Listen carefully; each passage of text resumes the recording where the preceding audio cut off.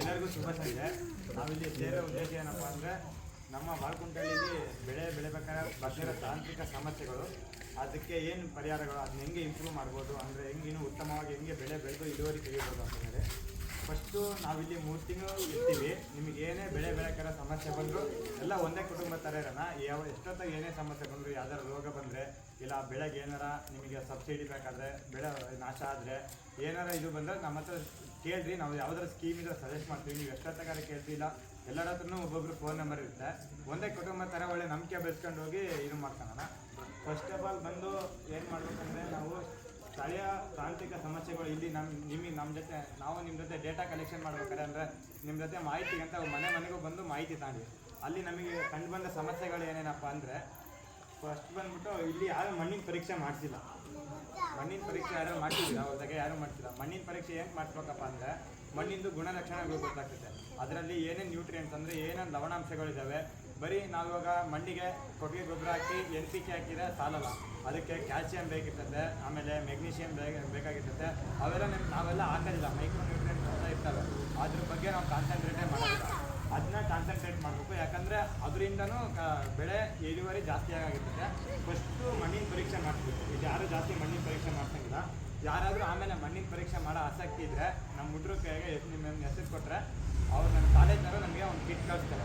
ಆ ಕಿಟ್ ಕಳಿಸ್ದಾಗೆ ನಾವು ನಿಮ್ಮ ಹತ್ರ ಬಂದು ಮಣ್ಣಿನ ಮಾದರಿ ತಗೊಂಡು ನಮ್ಮ ಕಾಲೇಜಿಗೆ ಕಳಿಸ್ತೀವಿ.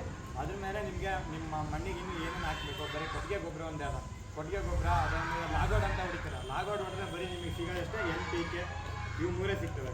ಇವು 3 ನೀವು ಬೆಳೆಗೆ ಹಾಕಿರೋ ಸಾಲ. ಅಡಿಕೆ ಅದಕ್ಕೆ ವಾರಕ್ಕೆ ಮುಂಚೆ ಹಾಕ್ಬೇಕಾಗಿರೋ ನೀವು ಎದಕ್ಕಂದ್ರೆ, ಸ್ಟಾರ್ಟಿಂಗ್ ಬೆಳೆ ಎದ್ದು ಮೇಲೆ ಬರೋಕ್ಕೆ ಅಷ್ಟೇ ಇಷ್ಟು. ಆಮೇಲೆ ನೀವು ಇವಾಗ ಲಾಗೋಡ್ ಹೊಡಿತೀರಾ, ಒಂದೇ ಸಲ ಯೂರಿಯಾ ಹಾಕ್ತೀರಾ, ಒಂದೇ ಸಲಿಗೆಲ್ಲ ಹಾಕ್ಬೇಕೀರಾ, ಹಾಕಲ್ಲ ತಾನೆ. ಹಂಗೆ ಇದು ಫಸ್ಟಿಗೆ ನೀವು ಹೊಡೆಯೋಕ್ಕಿಂತ ಮುಂಚೆ ಇದು ಆರ್ಗ್ಯಾನಿಕ್ ಮೆಟೀರಿಯಲ್, ಅದ್ರೊಳಗಿಂದ ಡಿಕಾಂಪೋಸ್ ಆಗಿ ಬರಬೇಕು. ಅಂದರೆ ಕೊಳುತು ಅದರಿಂದ ರಿಲೀಸ್ ಆಗಿ ಅದಕ್ಕೆ ಆಹಾರ ಆಗ್ತದೆ. ಯೂರಿಯಾ ಅಂದರೆ ಡೈರೆಕ್ಟ್ ಗಿಡಕ್ಕೆ ಆಹಾರ ಆಗ್ತದೆ. ನೀವು ಡೈರೆಕ್ಟಾಗಿ ಸಪ್ಲೈ ಮಾಡ್ತೀರಾ, ಸ್ಟ್ರೈಟ್ ಫರ್ಟಿಲೈಸರ್ ಆಗುತ್ತೆ. ಇದು ಇಂಡೈರೆಕ್ಟ್ ಫರ್ಟಿಲೈಸರ್ ಆಗುತ್ತೆ. ಅರ್ಥಾಯ್ತಾ? ನನ್ನ ಹೆಸರು ಚನ್ಯ ಅಂತ. ನಾನಿಲ್ಲಿ ಕೃಷಿ ಯಂತ್ರಗಳ ಬಗ್ಗೆ ಮಾತಾಡಕ್ಕೆ ಬಂದಿದ್ದೀನಿ. ಅಂದರೆ ಮಾಡರ್ನ್ ಎಕ್ವಿಪ್ಮೆಂಟ್ಸ್ ಅಗ್ರಿ ಕೃಷಿಗೆ ಏನೇನು ಬೇಕು, ಈ ಊರಿಗೆ ಏನು ಇಲ್ವೋ ಇದೆಯೋ ಅಂತ ಹೇಳಕ್ಕೆ ಬಂದಿದ್ದೀನಿ. ಮೊದಲನೇದಾಗಿ ನಾನು ಸುತ್ತಮುತ್ತ ಊರ ಕಡೆ ನೋಡ್ಕೊಂಬಂದಾಗ ಗ್ರೀನ್ ಹೌಸ್ ತುಂಬ ಇತ್ತು. ಗ್ರೀನ್ ಹೌಸ್ ಅಂದರೆ ಹಸಿರು ಮನೆ, ಪಾಲಿ ಹೌಸ್ ಅಂತಾರೆ. ಅದು ತುಂಬ ಕಡೆ ನೋಡ್ಕೊಂಬಂದೆ. ಬಟ್ ಈ ಊರಲ್ಲಿ ಹೂವು ಬೆಳೀತೀರಾ, ಕಮರ್ಷಿಯಲ್ ಬೆಳೆಗಳು ಬೆಳೀತೀರಾ, ಆದರೆ ಗ್ರೀನ್ ಹೌಸಸ್ ಎಲ್ಲೂ ಕಂಡು ಬಂದಿಲ್ಲ. ಪಾಲಿ ಹೌಸ್ ಏನಂದರೆ, ಅದು ಏನಕ್ಕೆ ಯೂಸ್ ಆಗುತ್ತೆ ಅಂದರೆ, ನೀವು ಬೆಳೆ ಬೆಳೀತೀರಲ್ವ, ಅದು ತುಂಬ ಕ್ವಾಲಿಟಿ ಬರುತ್ತೆ, ಮಾರ್ಕೆಟ್ ಪ್ರೈಸ್ ಜಾಸ್ತಿ ಆಗುತ್ತೆ, ಮತ್ತು ರೋಗ ಹುಳ ಎಲ್ಲ ತುಂಬ ಕಡಿಮೆ ಆಗುತ್ತೆ. ಮತ್ತು ನೀವೇನು ಆಚೆ ಕಡೆ ಬೆಳೆದಾಗ ಗಿಡಗಳು ಅಥವಾ ಬೆಳೆಗಳು ಎಷ್ಟು ನಾಶ ಆಗುತ್ತೆ, ಎಲ್ಲ ಕಡೆ ಪ್ರಾಬ್ಲಮ್ಸ್ ಇಲ್ಲ, ಅದು ತುಂಬ ಕಡಿಮೆ ಆಗುತ್ತೆ. ಆ್ಯಂಡ್ ನಿಮಗೆ ಬೇಕಾಗಿರೋ ಥರ ಹವಾಮಾನ ಚೇಂಜ್ ಮಾಡ್ಕೊಬೋದು ಪ್ರೊಟೆಕ್ಟೆಡ್ ಕಲ್ಟಿವೇಷನಲ್ಲಿ, ಅದೊಂದು. ಆಮೇಲೆ ನಿಮಗೆ ಏನೇನು ಬೆಳಿಬೋದು ಅಂದರೆ, ಹೂವುಗಳು ಮೇನಾಗಿ ಬೆಳಿಬೋದು. ಈಗ ಗ್ಲಾಡಿಯೋಲಸ್ ಅಂತ, ಚೈನಾ ಆಸ್ಟರು, ಜೆರೇನಿಯಮು, ಇವೆಲ್ಲ ಡೆಕೋರೇಷನ್ ಹೂವುಗಳು, ತುಂಬ ಮಾರ್ಕೆಟ್ ಪ್ರೈಸ್ ಇದೆ. ನೀವೇನೀಗ ಇಲ್ಲಿ ಹೊರಗಡೆ ಬೆಳೆದ್ಬಿಟ್ಟು ಲೋಕಲ್ ಮಾರ್ಕೆಟ್ಗೆ ಹಾಕ್ತಿರೋ ಅದು ತುಂಬ ಕಡಿಮೆ ಇರುತ್ತೆ, ನಿಮ್ಮ ಅಷ್ಟು ಲಾಭ ಬರಲ್ಲ. ಬಟ್ ಏನಂದರೆ, ಈ ಪಾಲಿ ಹೌಸಲ್ಲಿ ಬೆಳೆದ್ರೆ ನಿಮಗೆ ಹೆಚ್ಚಿನ ಬೇರೆ ದೊಡ್ಡ ಮಾರ್ಕೆಟ್ಗಳಿಗೆ ಎಕ್ಸ್ಪೋರ್ಟ್ ಸಿಗುತ್ತೆ, ಲಾಭನೂ ಹಾಗೆ ಜಾಸ್ತಿ ಆಗುತ್ತೆ.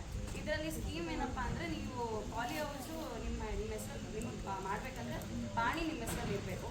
ಆಮೇಲೆ ಕಾಲು ಎಕರೆಯಿಂದ 1 ಎಕರೆವರೆಗೂ ಅಷ್ಟೇ ನಿಮ್ಮ ಹೆಸರಲ್ಲಿ ಕೊಡ್ತಾರೆ ಪಾಲಿ ಹೌಸ್ ಮಾಡೋಕ್ಕೆ. ಪಾಲಿ ಹೌಸ್ ಮಾಡಬೇಕಂದ್ರೆ ನೀವು ಮಾಡಬೇಕಿರೋ ಜಾಗ 2ರಷ್ಟು ಇರಬೇಕು, ಆಗ ಮಾತ್ರ ಸಿಗುತ್ತೆ. ಮತ್ತು ಸಬ್ಸಿಡಿ ಬಂದ್ಬಿಟ್ಟು 70% ಜನರಲ್ ಅವ್ರಿಗೆ ಸಿಗುತ್ತೆ, ಮತ್ತು 90% ಬಂದ್ಬಿಟ್ಟು ಅದರ್ SC ST ಅವ್ರಿಗೆ ಸಿಗುತ್ತೆ.